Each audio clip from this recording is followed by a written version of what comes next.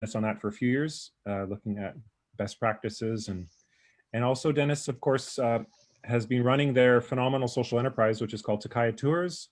And we've been working on a partnership with Takaya Tours with the Nursery, with our educational programs. So just great to have both of you today. And I appreciate, Dennis, you've got to leave fairly soon to meet this, you know, to put your makeup on and put your, get ready for the TV cameras. Awesome. Well, Heitstapka, everyone. Whonoak-Dennis Talits and Tsleil-Waututh Tamo Masteo. I Whonoak-Squaloans Kwanzi Kwitznala. Just wanted to say thanks to all you respective people. Whonoak is my ancestral name. My English name is Dennis Thomas, and I'm from the Tsleil-Waututh Nation. And it always gives me good feelings inside to do presentations like this that help represent Tsleil-Waututh Nation. First and foremost, I really just like to honor the matriarchs that we have on this Zoom from Tsleil-Waututh Nation. My Auntie Dee, and my Auntie Maureen Thomas and my Auntie Carlene Thomas. So Heichka, thank you guys. As you know, I'm Dennis Thomas. I help run Takaya Tours. It's been like that for the last decade or so, and it's something that I really pride myself on because it has really taught me the true essence and of our nation's history and culture. And this is something that it's been around for 20 years, by the way, and I've only been able to run it for half. And so I really just got to raise my hands up to our past leadership who really had the foresight to think of an ecotourism business. It's the only market-ready Indigenous canoe and kayak business in all of the Lower Mainland. So we're still in a niche market. And the purpose of Takaya Tours was really to put our cultural identity on the map. Everyone thought we were a blended First Nation, right? One nation. Unfortunately, there's 203 in BC and 612 in Canada. So we really wanted to make sure that people knew our history as it related to the west side of Second Narrows Bridge. So while running the business of Takaya Tours, I've come to know that we have a co-management agreement with the District of North Vancouver. I believe it was signed in 2003, but it took many years prior to that to even have a conversation with the DNV. So for now, I know that I can't speak to the specifics of the co-management agreement. I know that we have Amanda King online and she might be able to help provide some feedback on that. But for right now, I know that we have a co-management committee where we have Tsleil-Waututh members on that committee to make decisions or directions as what and should be conducted within our summer village of Whayawachin. We also are able to use it for cultural purposes. We're able to use it for our traditional teachings of our canoe racing, of ceremony, and also to have Takaya Tours home office on the site of our summer village site. It's such a powerful moment for myself to be running this business. On an average year, not this year, unfortunately, we had to close the entire business because of COVID. But years prior, we did roughly around 190 cultural tours within our summer village site, which is always an powerful moment for myself, particular, but also other Indigenous staff of mine, because it's a chance for them to get connected to their culture, their Indigenous ways of being, our epistemologies, I always like to say that in our Indigenous worldviews, because we actually, when we're on the water, we are telling the views of our ancestors, of our elders, and continuing the transfer of knowledge to our younger mana, our younger kids. As we relate to, you can step in here too, Irwin. Let me know if you want to ask some questions. As it relates to Tum Tamelton, the co-management, it's not really called a co-management, cooperation sort of protocol agreement, I believe. It was just signed this year, early this year. And I believe that probably took a long time to establish as well. And the one thing that Takaya Tours did and the leadership at that time did was to make sure that we had representation in both of those village sites of Wayawachin and Tumtameotin. We had kayak in our canoe offices. We did our cultural tours from both of those sacred sites, and to really let people know who the original inhabitants of that area and how important it is for our nation to be stewards of our land and to be ambassadors of our culture. And there's also up Indian Arm. Yes, we have Senefquium Provincial Park. I believe it's a partnership with BC Parks, and it allows us to, and I'm connected through communication. So if anything for Takai Tours, we have the sole discretion to operate throughout all of our territory and to protect our territory from any other competitors that are also operating tourism businesses. This is such a sacred area and territory for our nation, and the pure representation of Takai Tours and what we're trying to do. And when any other sort of outside tourism companies come up there, they have to first get approval from Takai Tours and our nation. So it's actually a very a good relationship that we have with BC Parks. There was a few incidents where some outside tourism trying to be sort of Indigenous tourism business that was out of Granite Falls, and they communicated with Takai Tours right away. And so we had to have that conversation on a professional level, and we're able to, as a partnership with BC Parks and Takai Tours and the nation, we're able to remove that company out to make sure that Tsleil-Waututh and Takai Tours business was their number one priority. So that was great. That just happened within the last 2 years. Dennis, if we can bring maybe Chantelle in now. Chantelle, you've been looking at the situation across the water. It's still Coast Salish lands and waters, of course. And so there's, as Dennis pointed out, there's some similarities, but there's also some significant differences, both in the culture, the histories of the peoples. But if you want to jump on and just explain briefly, just to get things going, what type of co-management arrangements you've seen and witnessed at that site? Yeah, absolutely. Thanks for having me here today, and thanks to Dennis for getting us started with such a locally specific understanding. I have been working for the last, I guess, like 10 years with Snuneymuxw First Nation in some capacity towards the project that is now my master's thesis, which looks at understanding how it is that we can center Indigenous ceremony, ideology, and practices within structures like co-management. I think that the examples that Dennis has started us off with are really important in understanding that there really isn't a definition for co-management itself. There's actually quite a lot of definitions, but I think that it's good that there's this plethora of definitions and also like not a definition, because it really gets you closer. Because I think that like the closer that you get to defining what it is, the less context you have for the specific place and the people that you're working with.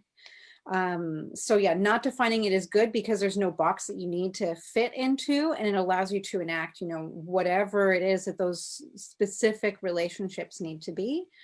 With Snuneymuxw, I've been looking at Tsleil-Waututh or Newcastle Island Marine Provincial Park, which is actually a triparate co-management agreement, which is pretty unique within the BC Park structure. So it's an agreement that exists between the Regional District of Nanaimo, BC Parks, and then Snuneymuxw First Nation itself.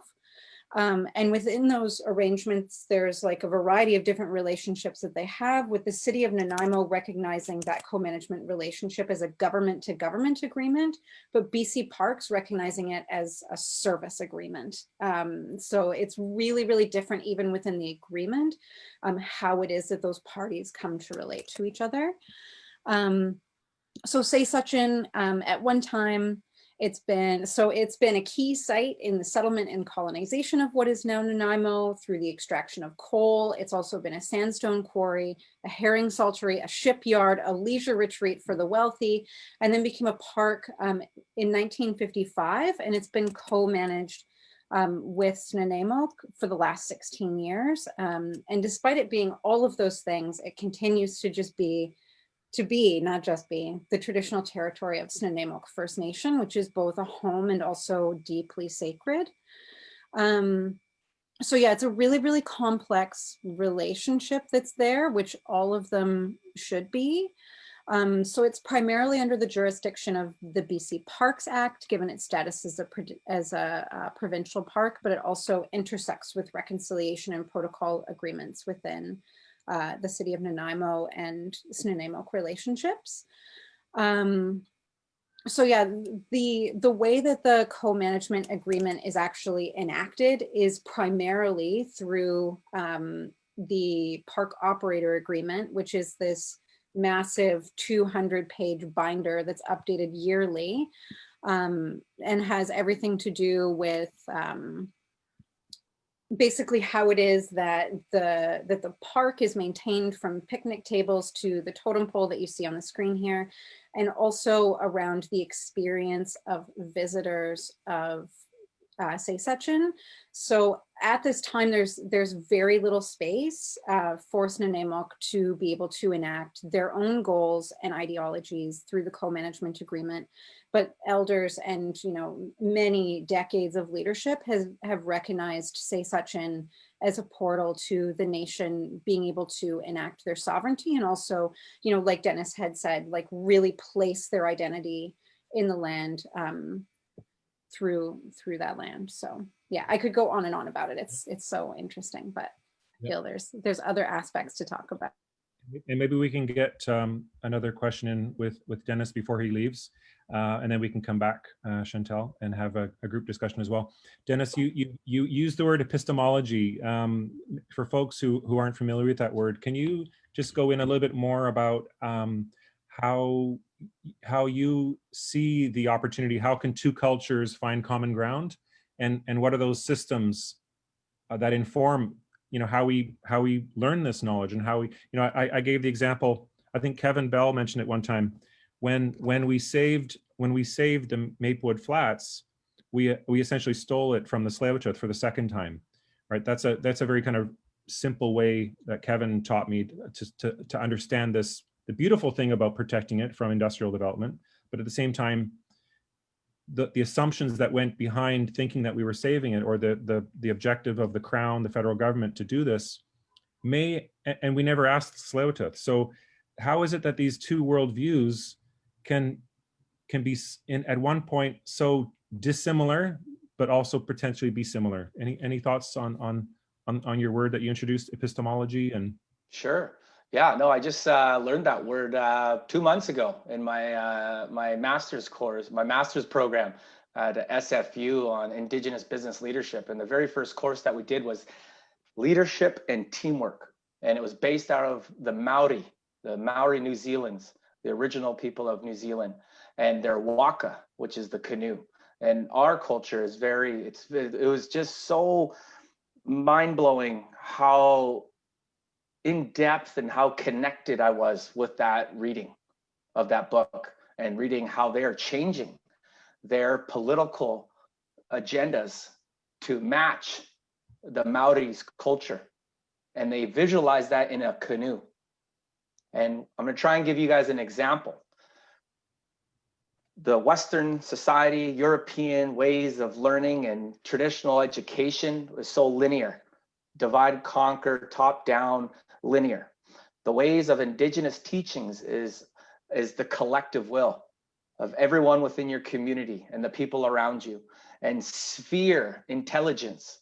So when we're in a canoe, you don't want to go from point A to point B. That's too linear. That's Western science. Way that we do it with our sphere intelligence is we monitor the wind, we judge the current, we see if there's actual weather different patterns, and we ride the back eddies. we eventually, thinking sphere intelligence, the indigenous world views of being, will get to point B faster than the linear thinking. Mhm. And that's what we need to be doing. We need to be harnessing the indigenous worldviews, but blending it, right? But encapsulating our traditional ways of being. And when those two worlds happen, the collective society and the social well-being of everyone is better, you know, and happier, and it comes from a place from sincere warmth and just being happy of this area, you know, and I really connected with that because I've run this business for 10 years. I've been going on tribal canoe journeys for 5 years, and I've went up and down Coast Salish territory from here all the way to south of Seattle. It took me 11 days. And without the modern technologies and instruments of GPS and, you know, depth finders, you know, if you were actually really to be in an ocean going canoe and just reading the currents, reading the elements, reading the, you know, the Maori, they read the stars, they read the cosmos, they read sometimes the different types of bird, the homing birds that come by. If we're the direction that they're going, there's landfall. Like, can you imagine out in the middle of the Pacific Ocean going on a wayfinding experience? And if they miss that specific ancestral knowledge that was passed down to them for thousands of years, then they're gone, right? And for us, we're able to read certain land points and landmarks and read the currents, and that's how we connected. That's how we connected with other different families and our kinship to many different coastal Salish nations. So when I've learned about the epistemology, and I had to practice for like a week to how to say it, first of all, but you know, it was just a profound word that will be sticking with me for the rest of my life. So I was actually just happy to say it in an official conversation. But before I go, I really just want to really appreciate you guys for inviting me to say a few words, and really allowing. I wish I can stay a little bit longer. And you know, the film shoots, it's for a commercial with Destination Canada, and that's the one unique thing about I take a lot of pride in, is making sure that our nation's representation is documented, and also to take advantage of all of these opportunities that come towards Takai Tours, and to give our nation the shiniest light to let people know who we are. And this will be on a national commercial. So thanks, Irwin, and thank you everyone for listening to me talk, and hope you guys really enjoy this. It's a beautiful day out there, but I think it's, you know, I'm definitely going to have to be use my wayfinding experiences on the water as it's all foggy. Thank you so much, Dennis. On behalf of the board and the membership here at the Wild Bird Trust, so grateful to have your partnership also with Takai Tours and our educational programs. It's such a, our membership will see later on how much work we're doing with you, and the changes that have been underway that we're experiencing, and props and much respect to you, and of course your team at Takai Tours for helping us unlearn our Western epistemologies that we apply to our restoration and our work here at Maplewood Flats, and really grateful for your time today as well. Awesome. Hi, Chika. Thank you guys. Okay. So we're gonna continue for another 15 minutes with Chantelle and open this up for questions, and then we're gonna go back to our committee reports, and there's some exciting information to share with you. So Chantelle, now it's regrettable that Dennis left, but this question is perhaps about what are the benefits, and I'm not, and you're not here today to give us a masterclass about our business, and our business is our own business to do with the Tsleil-Waututh Nation, and that's not your expertise or your purview, but just in the context of the socioeconomic benefits of these types of relationships, you know, there's complexities around how we see nature, and I'm just wondering how you've seen the work that you're studying, these kind of collisions of tourism. I mean, we have 80,000 visitors at Maplewood Flats, so one would consider us to be a destination, you know, separate from the ornithology, that there's just simply people come to Maplewood Flats to walk. So there's this visitor experience, And I know people have understood this island off the shore of Nanaimo, which you said people would go to by boat and have a day trip. So how does the socioeconomic interests and the tourism and all these things, they seem to be at odds? Yeah, they are and they aren't. This would have been like three or four, maybe even 5 years ago, I was having a conversation with Elliot Kowalston Whitehill, who is from Snuneymuxw, and we were, this is when I was working with Say Sutchin, and I was doing ecological and historical tours for visitors there. And I was talking to him about, you know, how complex it is to share something that is so sacred, which is the landscape, but also something that for a long time has been kept very secret, which is the culture of Snuneymuxw, because, you know, like many nations across Canada, like you had to keep cultures secret because that was the only way to protect it from colonial policy. And we were talking about this, and he shared with me that really the only way forward for Snuneymuxw is to share and to learn how to share in more fulsome ways that correspond, you know, with what it is that's meant to be shared. But it's really about how is it that we can learn how to work together, because if we don't work together, you know, no one is going to survive. Historically, you know, Snuneymuxw has known how to co-manage the land with other nations, with the land itself, you know, within their own national structure. And life was hard, and life is hard now, but in different ways. So we really have to think about, you know, how it is that we work together and share and recognize that we're a family and that we're related. And a lot of that, you know, within Indigenous ways of knowing things, within Snuneymuxw specific ways of knowing things, you can't separate things like the social, the cultural, and the economic and spirituality. Like all of them are bound together. So we really do have to find ways to honor all of those things together. And Snuneymuxw and Tsleil-Waututh and all of the nations have much experience in how to do this in a good way, because they've literally always been doing it. So yeah, like you had said, like it's very difficult for me to speak to, you know, what are the practical steps for you folks with Wild Bird Trust, because like they have to be rooted in the ways that Tsleil-Waututh knows how to do these things.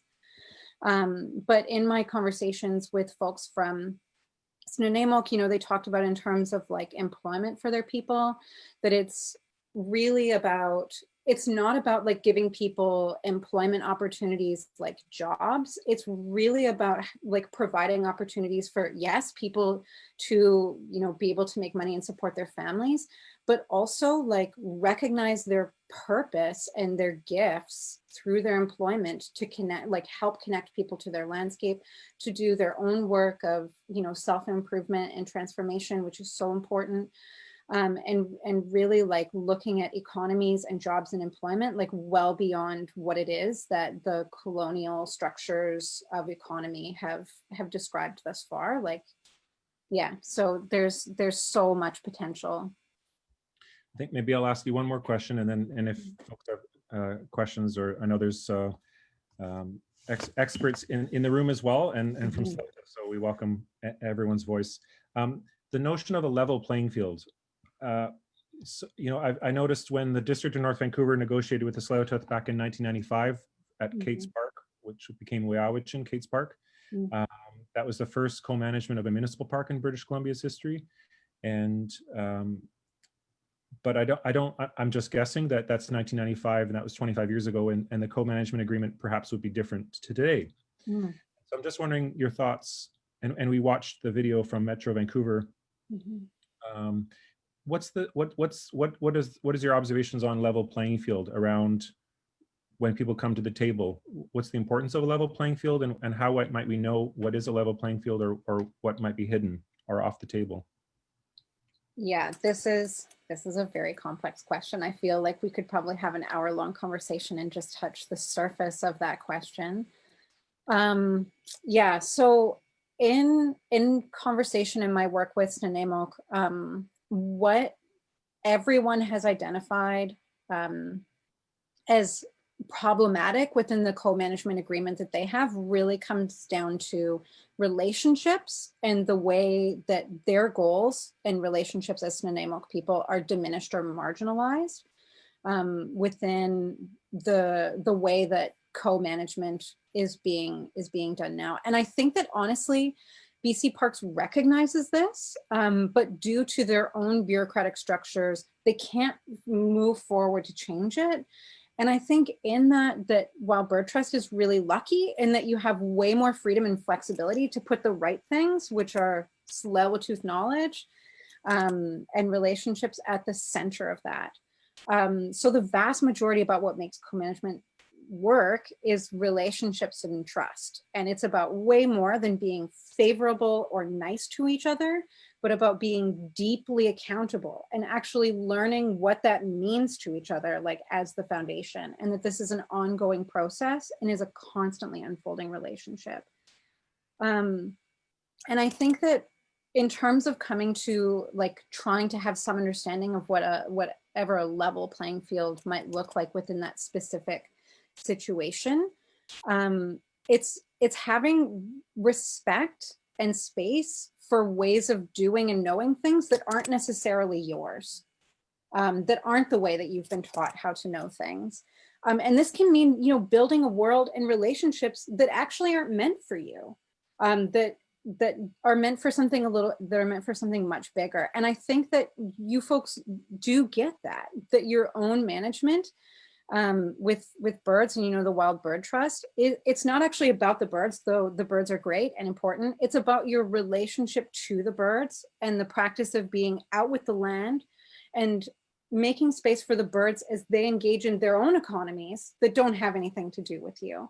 And you recognize the value that they bring to the ecosystem in the world, and you support them in doing that. And I think that those kinds of ways of like extracting or, you know, synthesizing that management with co-management in other relationships that we exist in the world actually have some really important teachings.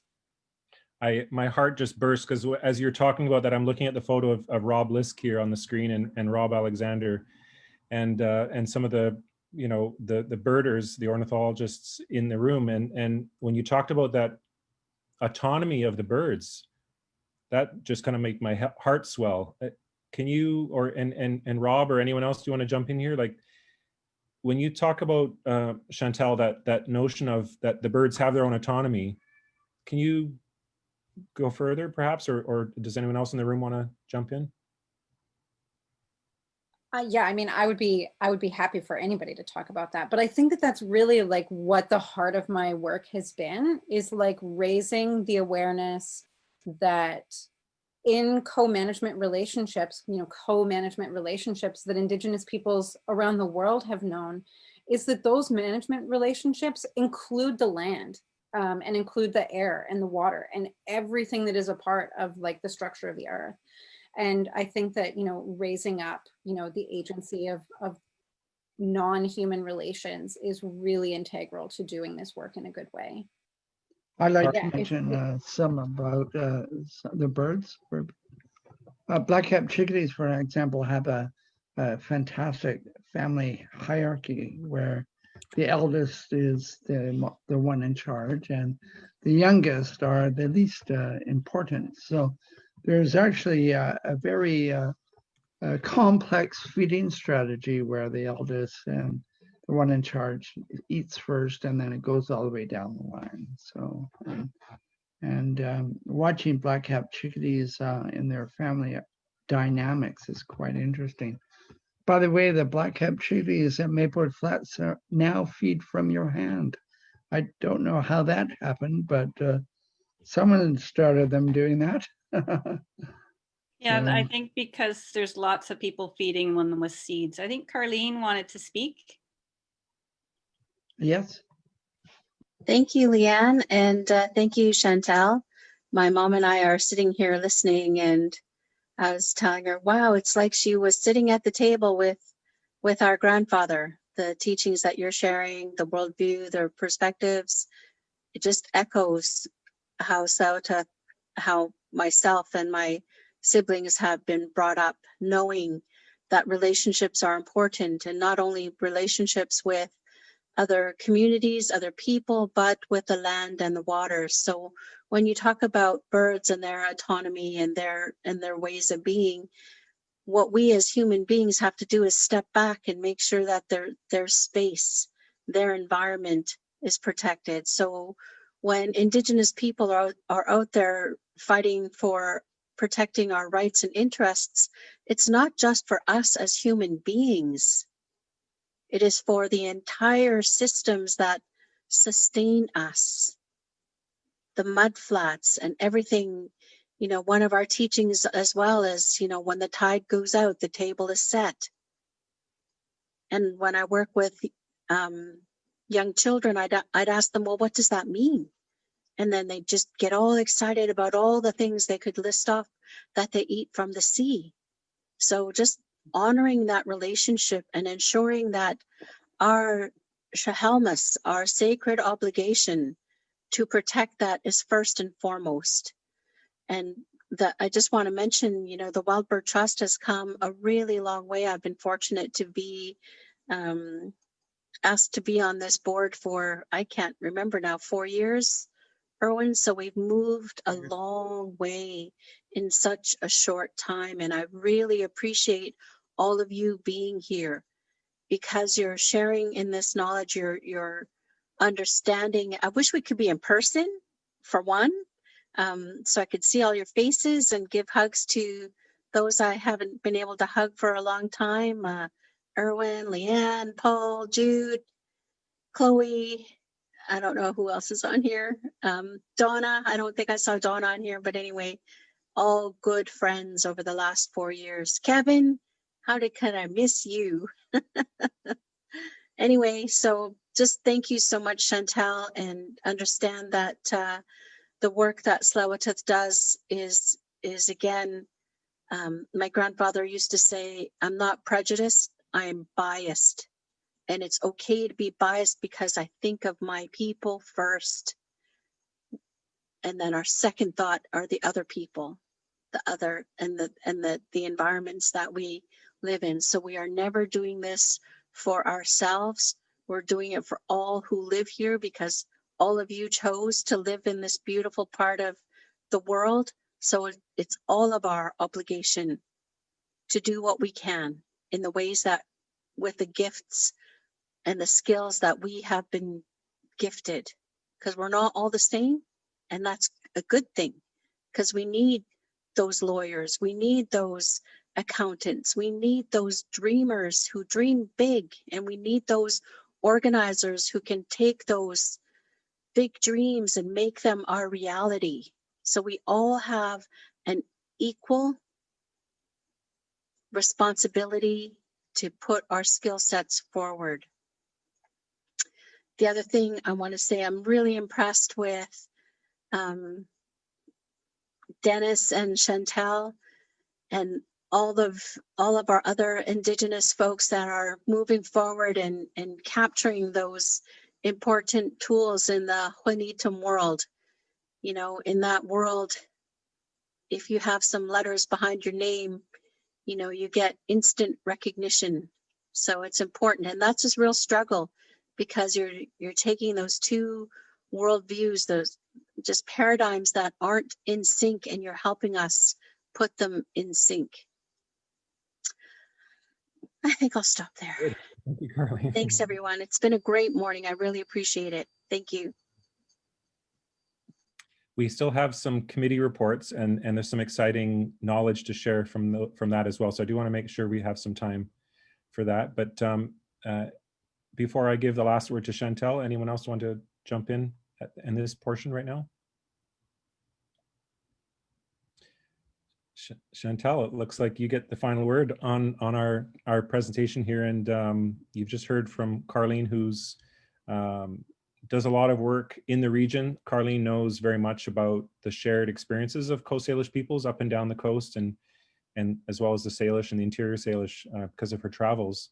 But Chantelle, you're also in a way helping us with a bit of a a broader Coast Salish perspective this morning by sharing the stories from across what we refer to as the Georgia Strait. Any final thoughts? Yeah, well, I mean, I hope that it's never final thoughts. You know, these are ongoing conversations that I know that you folks are going to be having hopefully for years and years and years as we all figure out how to do this work together. I do want to say, Carleen Haichka, like, so honored to hear my words resonate with the words that that your grandfather carried and that you now carry. Thank you so much. And thanks for everybody for being here today. You know, I feel like there's a million things that I could say about co-management and, you know, whatever it is that reconciliation is supposed to be for us. But I do want to say that in my journey of trying to figure out what all of this means is that I have recognized that co-management should be really hard and that there's a lot to unlearn. And if you find that the process is easy, then you need to go deeper and really get at those assumptions and biases and like really start, you know, the process of like breaking down the colonial ideas and structures that we all exist in right now. And that there is lots of hope on the other side of that. I think that, you know, one thing that I really love about the work that I do is that it is about a lot of things, but it's also about hope, and that we don't do this work without some like radical sense of hope and imagination for the future. So I wish all of you much luck and care in that journey, and to, you know, rely on each other for support in doing this. You know, I recognize, like Irwin and Carleen have said, you know, there's just like a multitude of experience and expertise in your community. So please rely on each other as you continue to do this work. So Heitsepka, thank you for having me today, and good luck with the rest of your meeting today. Thank you, Chantelle. Thanks for sharing time with us, and I appreciate you. Yes, not final words, and it would be lovely to have you back, because as you said, we're just actually, you only gave us 5 minutes of that 1 hour answer. So Oh, Yeah, so- Irwin, come back. Sorry, I didn't mean to interrupt. Carleen has her hand raised. I just wanted to acknowledge that. oh, sorry, Nicole. Oh, no, it's okay. I yeah, Leanne caught me. So, Oh, sweet. but Perfect. again, Haichka, Chantelle, hey, thank you.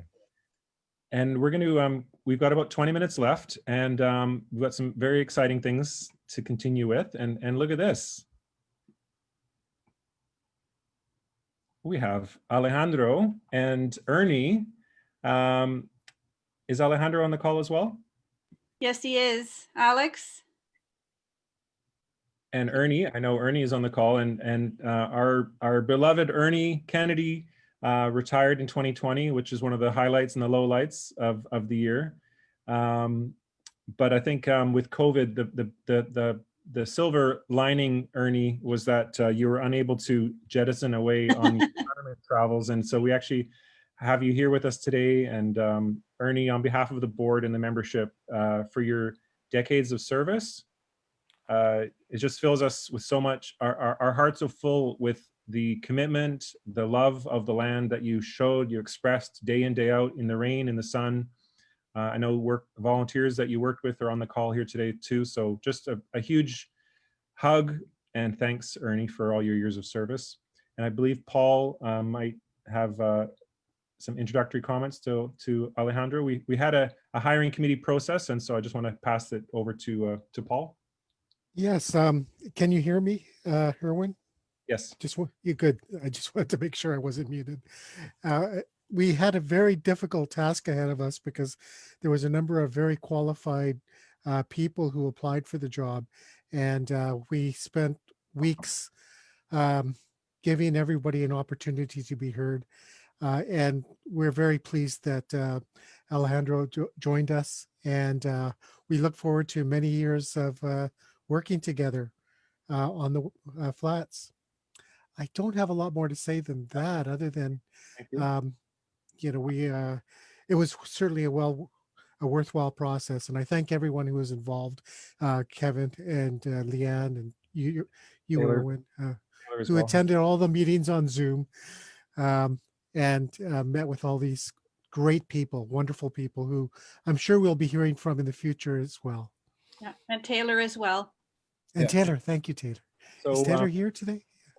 Yeah, Ernie, go ahead. Ernie. yeah, Irwin, thank you for the kind words.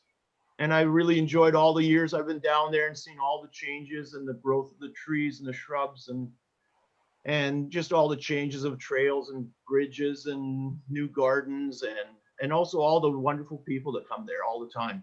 There's so many wonderful birders and regular walkers that I got to know, and it's just nice to be in a place where the people are happy when they show up because they're going to have a great experience doing the trails, seeing a new bird maybe every day. And it was just a wonderful, wonderful place to be. I really love Maplewood Flats. Good. And Hey, you've had the chance to meet Alex.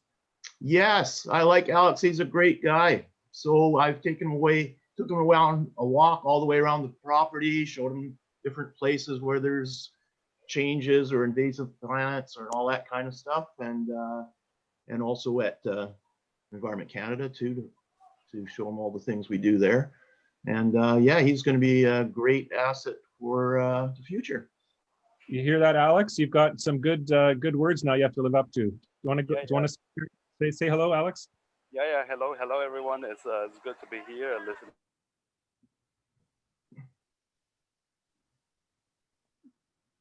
Did we just lose him? Conversation, learning a lot about things, the ideas and some of the emotions being put in the work of the work that has been done. I think that's great, and that gives me a lot of be in a place where I can identify fully with. We're losing you a little bit, Alex, but maybe that's appropriate because you're for those who were not. You're breaking up. We're losing about half of what you're saying. But my point would be that you're the restoration and site manager, so it's best to see you in person, so people get a chance to say hello to you. And you're on you're doing a gradual entry with us. You're doing about half time right now and full time starting in January, and Leanne is coordinating that. So I just want to welcome you to the organization, and I think you heard today and in your orientation some of the ambitions that we have, and so just want to wish you success. Your success will be our success, and vice versa. So I want to thank you and welcome you for joining the team. Thank you very much, and I'm looking forward to meet everyone on site. And I'm seeing people are applauding and thanking you. So I'm going to thank you, Ernie. Thank you, Alejandro. Now I'm going to continue on with the reports. So this is going to go fast. There's 5 committees to report on, and there's a lot of information. And I'm reminded that from today that perhaps we should do this more often, and you know, in a way, take advantage of Zoom. That we could actually have a town hall or an assembly of our members and our committees together on a Zoom event like this, and where we can actually talk about some of the work that we're doing, and we could even split off into breakout rooms. So I'm just going to encourage the board to think about that, how we can take advantage of this time when we're separated to actually get together rather than being separated. So and quick question, you want to continue live on Facebook through this portion? Sure, I think that's fine. Great. So the HR committee, Paul and myself head that up, and we had the support in the hiring committee recently from Kevin and Taylor as well, and Leanne. So we had a lot of funding. That's the major dramatic increase in our revenues. Canada Summer Jobs is one we've had for 4 years now, and those are the staff and positions. Access, which is the Aboriginal Community Career Employment Services. We've had Sinakula for, I believe, 3 years. Eco Canada is a major funding. We received about $80,000 to have 3 staff from now through March 31st. Marissa, who stayed on and has been helping with the transition between Ernie and Alejandro, and Brayla, and Nicole Preisel, Nicole, who we've been hearing, helping people enter the Zoom event today. We also have the grant funding for the nursery expansion, which is providing us with the labor and the expertise of Erin Kendall. Regular contracted staff, Honey May Caffin, who manages our communications, we've added more hours to her work because I guess because of the success of the communications program and the amount of members involved in our organization through the online platforms. Also, C. Swice, who's been a contractor with us, formerly with Tsleil-Waututh Tours, but is directly engaged with us, providing a lot of support around ethnobotany and education and advising the nursery growth project as well. And our regular permanent staff, Leanne Payne, who were in the final processes of a new job description. And of course, we welcomed Alejandro. So communications, this will be a report on all of our communications infrastructure. This would be a great hour or two long session, but I'm going to do it in about 3 minutes. Here's the different devices and platforms we use. So if you remember back in the day, let's say 5 years ago, we really only had the bulletin board under the picnic shelter, and we had the newsletter. And if an event didn't get into the newsletter, then it didn't necessarily happen, right? So now we have all these other ways that we reach people. Wingspan, of course, is our celebrated magazine, which is pivoted. I think in some ways the Wild Bird Trust of BC delivers its mandate through Wingspan. So Wingspan is not necessarily tied to Maplewood Flats. But it's a way that we can serve our membership who are all across the province. And the website audience, if you see that, almost 60% of our website visitors are women.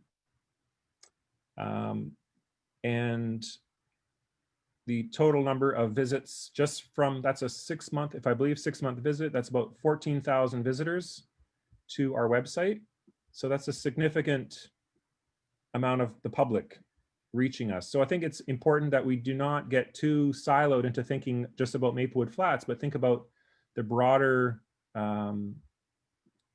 audiences that we can connect with, advocate for birds, educate, and you see half of the people reach us on their mobile device and just under half reach us on their desktop. So that means when we think about designing material and how we design information, the team has to be mindful about the fact that mobile phones are the way that people are seeing the content. And here's all the countries and the municipalities that people are reaching us on our website. So a lot of users from Vancouver, 2,500 visitors from North Vancouver. We have 1,000 visitors from Chicago. So there you go. So again, this shows the scope and breadth and the impact of our work. Instagram is something that we've created, and it's a whole new community. We have almost 1,500 followers on our Instagram. It's a beautiful way, it's a very visual way of learning about birds. We really specialize on sharing beautiful birding images and science information on our Instagram account. Again, 70% are women, 71% are women.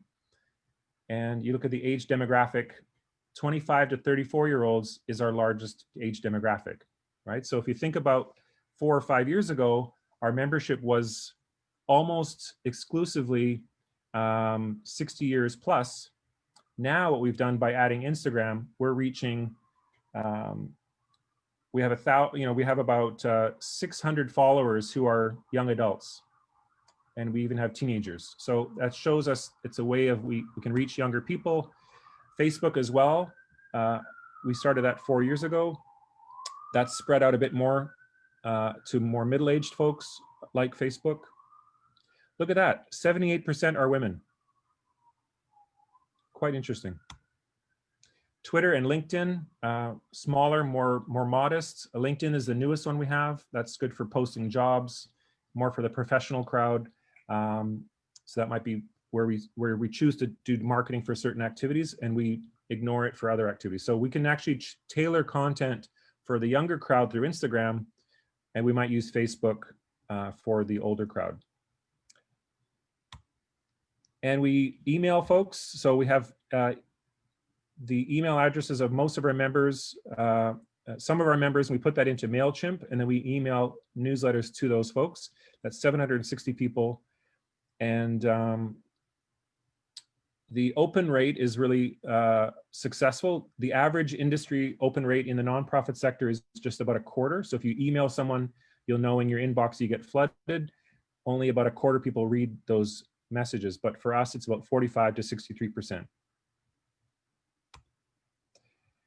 We've created an online gift store on our website, which I certainly invite you to check out. And some gorgeous cards. So this is also communications. It's merchandising and fundraising, but our communications team handles this. This is our seed packets, the Christmas cards, the calendar, all opportunities for folks to support the Wild Bird Trust. We have new t-shirts and tote bags. And as Leanne pointed out, those are for sale today at Maplewood Flats on the weekends through the winter holidays. This communication committee also does signage, and really want to commend the team for doing some excellent signage very early on when COVID hit. All right, habitat research, restoration, and monitoring. Chloe, feel free to jump in here at any point. This is a huge volume of work that we're just going to skim the surface of. Some of the highlights, of course, are the Habitat and Culture Use Plan that's in progress, now focusing on engaging with Tsleil-Waututh, and at some point engaging with the Port of Vancouver and the District of North Vancouver and Environment Canada. The Habitat Plan will need to have action plans, so we kind of learn from it and we identify priorities. We do have support from Tsleil-Waututh and Darwin through the Economic Development Office of Tsleil-Waututh to have Keystone, which is an environmental consulting company, and they're paying for Keystone to advise and help Maplewood Flats think about the restoration of the barge channel. So that's the historic site that is really underperforming in terms of biodiversity. We also have the demonstration garden, and we're looking at copper contaminants. Of course, as Ernie will tell you, and Jennifer and others, that we have ongoing maintenance work, we have the nursery operation, and we have the nursery growth program. And here are the 5 goals of our Habitat and Cultural Plan, which you can see on the right side of your screen. Conserve, restore, and monitor biodiversity and ecosystems while maintaining cultural continuity. Goal number 2, strengthen the relationship between Tsleil-Waututh and Wild Bird Trust to support cultural continuity, restoration, and conservation efforts. Goal number 3, strengthen partnerships. That's everybody from Capilano University, BCIT, the Port, Tsleil-Waututh. Number 4, foster compatible public access and opportunities to learn. So we're really thinking about the visitor experience, the pros and the cons of that, as we heard earlier from Chantelle. When you have more and more urbanization in the area, we'll have more and more visitors. So how can we adapt and focus the visitor experience to be an educational one, maybe close by the nature house, but then the peripheral areas to the site, maybe we have less human access to those areas. So those are all things that we have to think about. And number 5, complete operational requirements and projects to facilitate public engagement, enjoyment, and protection of the environment. So really, it's noteworthy, the transition from Ernie's job duties to Alejandro's. We've added 2 significant areas of responsibility to Ernie's position, and that is managing restoration programs and managing the volunteer program. So Alex will be managing the memberships and the public's access to support the restoration work at a much higher level than we had in the past. And our partnerships with Capilano, BCIT, SFU, and we're discussing with the Native Education Center as well. They have a restoration program where students can do placements, and we'd love to have placements with us. This is a huge list. This is just one of 3 pages of our research projects, and we have a research subcommittee from the Habitat Committee. So if you're interested in any of this, the Habitat Committee is definitely where I encourage our members to plug in and join the Habitat Committee. And we're really looking for folks who want to carry the work. So you have a special pet project within this list, and you do the work outside of the committee meetings, and then you kind of come back to the committee meetings, and then you help make higher level decisions. So we've broken this list down into birds, mammals, amphibians, intertidal landscape, soil, wetlands, and vegetation. So lots here, too much to cover in a brief report. And cultural use projects, thinking about the human dynamic, and then wildlife and disturbances. So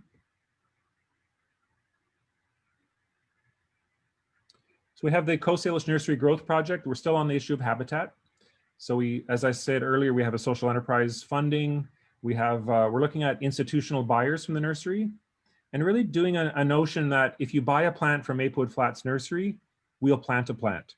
So really clear, simple narrative, which differentiates us from Dykoff Nursery or Maple Leaf. Why would you buy a plant from Maplewood? Because you take one home and we plant one for restoration. And then offering more products and merchandising so we can bring in more revenue. We really want to raise money through the nursery operation so we can do more propagation and we can do more restoration planting.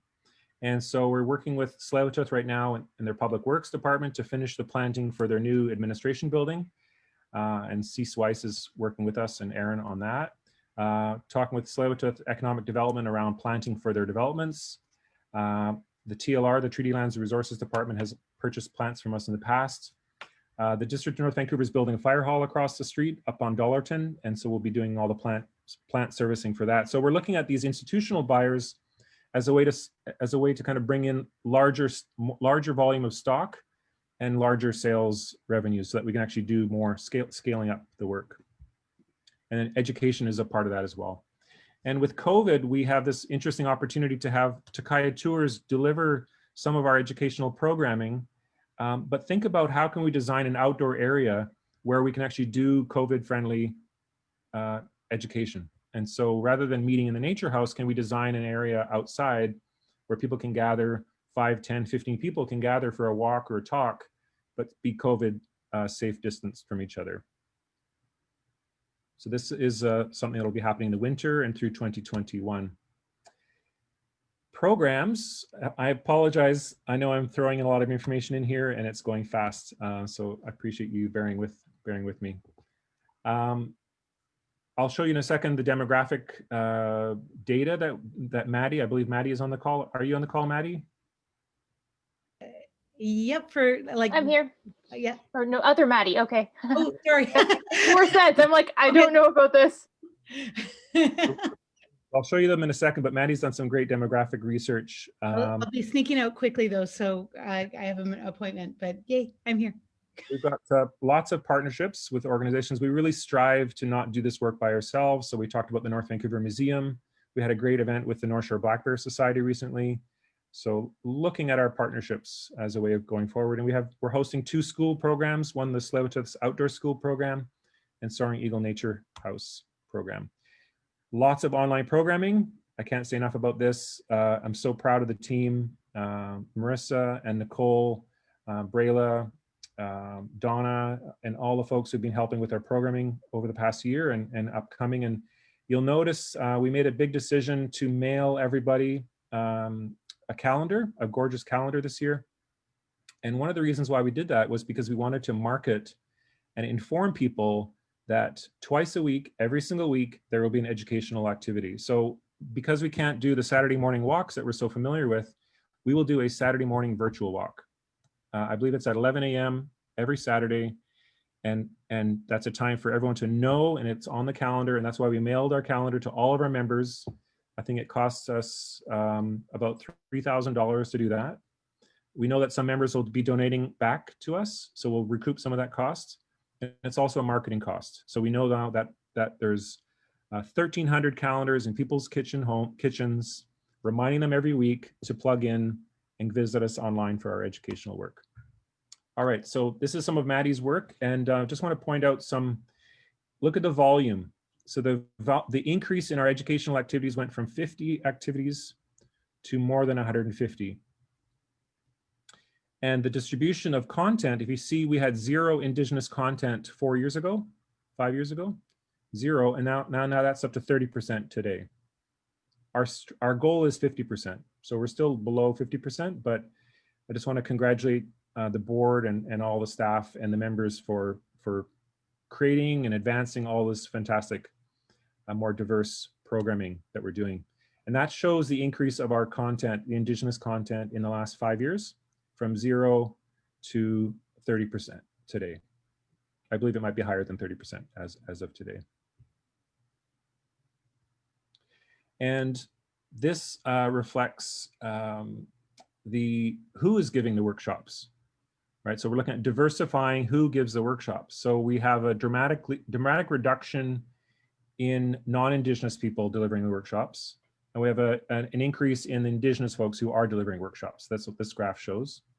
And look at this. This is exciting also around the gender issue. So we're not just diversifying ethnicity, but we're also diversifying facilitators, because we recognize that the ornithology community there's more women birders, and I'm embarrassed to admit, because I've been serving as the president of the board, but it tends to be white men in leadership positions in the birding community.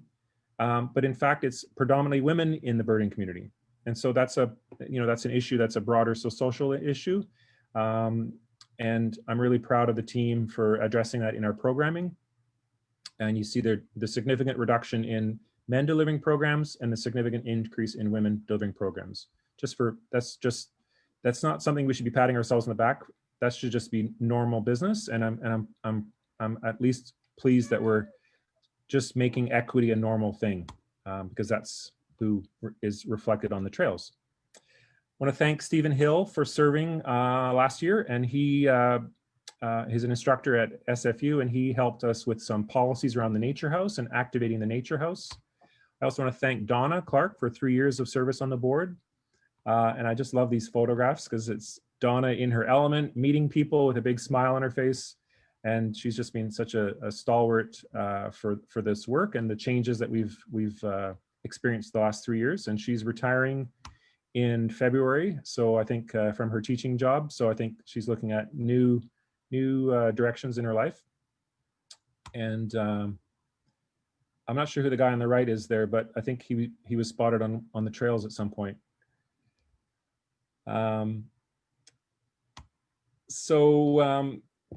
We have a call out for proposals right now. Leanne, maybe you could put it into the link, into the chat function. But we have, anytime during December, we welcome proposals, but we're looking for proposals for content. It could be anything to do with a talk on birding. I know there's lots of experts in the room here who may want to share a special workshop. And Nicole and Marissa, welcome your suggestions. And I think Darcy's probably writing some notes as well, one of our new board members, on what she's hearing and what might be some ideas that the community could benefit from in terms of workshops.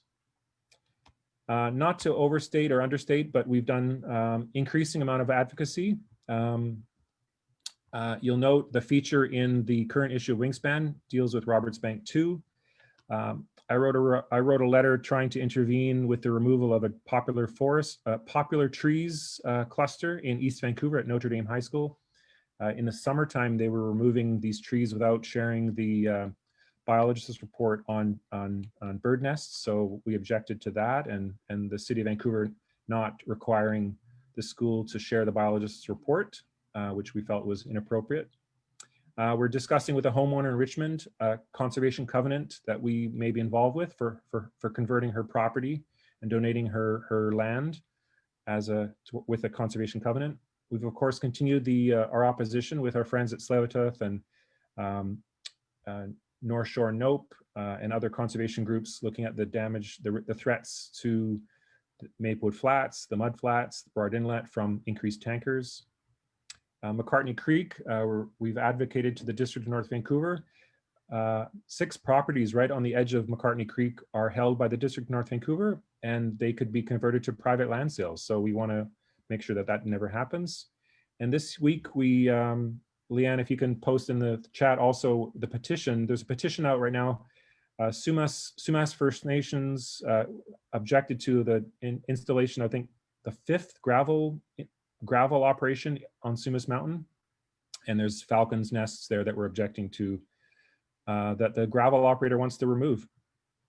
And Paul Hundal on the board really helped spearhead and with many other folks the protection of Navy Jack's house, the original settler house, and the first cross-cultural marriage in the Squamish history with a settler, and the District of West Vancouver saving that house. And again, Wingspan is an important area that we do advocacy as well.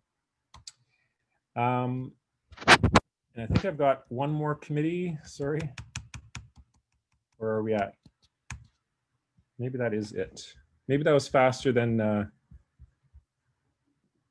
we just opened up for questions. I know I threw a lot of information and that was information from all of you and the committees and some of our committee members who shaped all that information. So I just want to throw it out to the floor for a question or a follow-up on that significant volume of information I've just shared with you. The floor is open.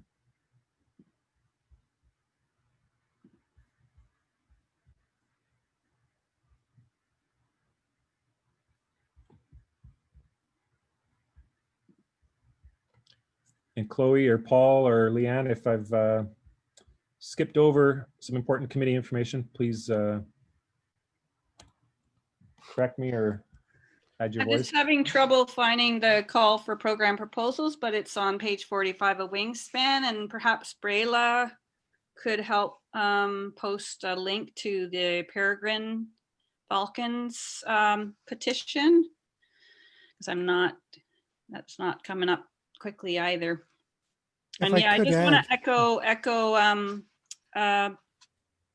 the acknowledgement of Donna Clark, who's been just so integral to our work. I came on after she'd been involved and relied a lot on her. She's just always offering how she could help in whatever we needed. So, and she's raised from that community and is just so generous with her time and love for educating and bringing in the youth. That one picture that was part of her shows was one of the students from her class that she had them use images from Wingspan, but also encourage them to include a flower, a bird or flower from here, and then one from that connected to their own heritage, their own ancestral connections. So I heard Paul's voice. Paul, did you? Yeah, I just wanted to thank you, Irwin, for the amazing job you've done all year. And the presentation has left us speechless because you've covered it all. And, you know, it was so thorough and it covered the things we've done this year, big and small.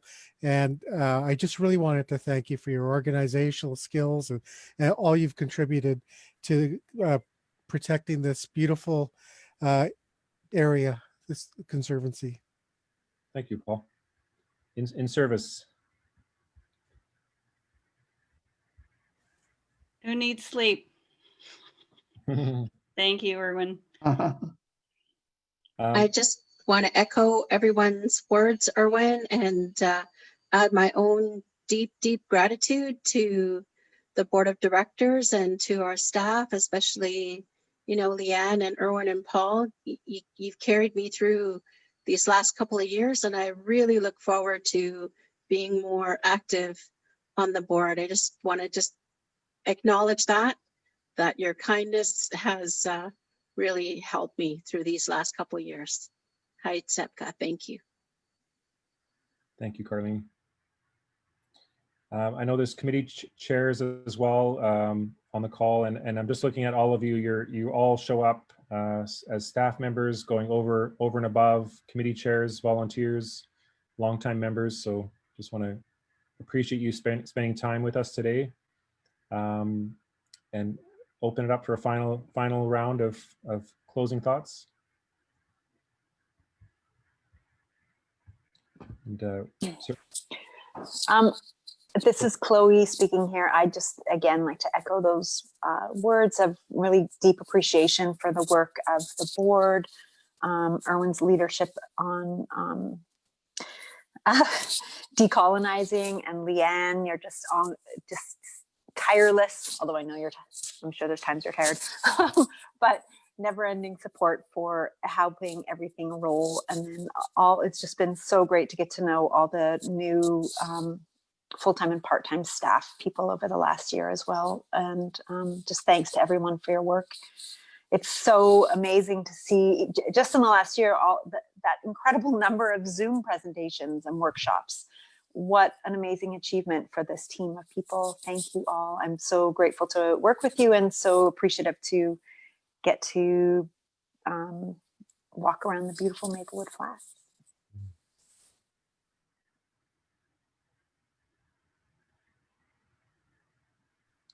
Welcome, Mother. Sorry. Go ahead, Darcy. I'd also like to really express my gratitude for you all, that this work has been happening in such a powerful way for so many years, and I'm super stoked to be part of this and hopefully contributing in whatever way I can. I'm also really looking forward to and grateful ahead of time for everything that I'm sure that I'll learn from meeting all of you and working together, and just grateful to be part of this. Welcome to the board. Thank you. And Maureen Thomas, welcome to the board. I know you're still probably listening as well. And I see Thomas from the board. So there's lots of board members on the call as well who do the work behind the scenes with their, especially folks like Tom who has young children. Being able to still serve the community while you also supporting your family and supporting all the students up at Capilano. I know my daughter Tom took your class at Capilano, and it was one of her favorite classes, and she thinks you're one of her favorite teachers. So, that's from my daughter's perspective, and here I am working with you on a professional community level. So I just know that the sacrifices we all make as board members to show up and be of service, it's a beautiful thing to witness.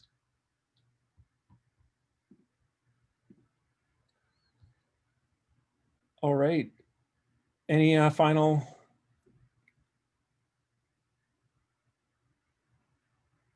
Okay, well, I will thank everybody for joining. And there is a series of events that we have coming up. I'll just show them to you quickly. Just again reflects the amount of work that the team is doing. And this reflects also the types of, when we say we're doing a call for proposals, we welcome your ideas. Here's just a quick rundown of the next couple of weeks, the few weeks we've got happening here.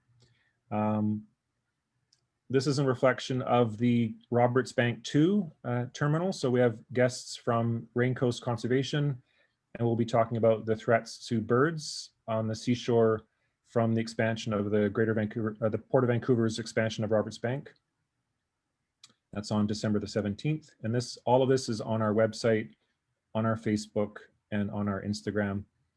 And if I can just interrupt, Irwin, if anyone here is not following us on social media, definitely do so. I know it's not everyone's cup of tea, but we're going to be having lots of awesome posts this holiday season, and maybe a few giveaways. So definitely keep an eye on that. And it's also a great place to learn about all these events. So yeah. And thank you to everyone also in the chat. I just wanted to also mention that there's a lot of people in the chat also saying thank you. Chloe, Pat and Jane, Tom, Catherine. So yeah, thank you guys all too for your beautiful comments. And Jude is still here. Jude's still here. And I saw Elsie. I also saw Elsie on the call too. Awesome. So good to see everyone. Say hello to Jude. Leanne. Hi, Jude. Hey, Jude. How you doing? He says, hanging in. And so here's a couple more workshops in January. So twice a week, it's a structure that we're going to have in place so that people can be more reliant and a bit more predictable with our programming. And our next intake our event for volunteering is January the 16th. So that's a chance to learn more about the committees. I'll join Marissa that day. Marissa, I don't know if you're still on the call, but this will be a great chance for people to learn about the committees and learn about how they can plug in. And we'll have, we're going to be posting more job descriptions. So rather than saying kind of amorphously be a volunteer, we're going to give people more specific roles so they can say, this is my role, this is my responsibility. And so it helps people focus, but it also helps the organization understand that that role is covered by someone. So, and I think that's it. So we can, I guess, unmute and say goodbye to each other and thank everyone and go outside and look at Leanne's. She's showing off her sweatshirt. I need one of those hoodies. Yeah. Yes. Yes. Me Thanks, too. Jordan. What's that, Jude? Get out in that sunshine while it's there. It's beautiful. Get outside in the sunshine. Yeah, indeed. Vitamin D. Okay, Okay, I'm everybody. stopping the recording. Good to meet Say you hi to Elle. guys. Say Bye, hi to Elle for everyone. me, Jude. Bye. Bye. Bye, everyone. Bye. Hi, Tsepka. Hey, Elwish. Kachka. Bye-bye. Thank you. You're welcome. Thanks for sharing time. Thank you. That's great. Thank you, Elsie, for putting me on. Aw, thanks for everyone coming. And no one's leaving now. We can't leave. Goodbye. See you, Rob.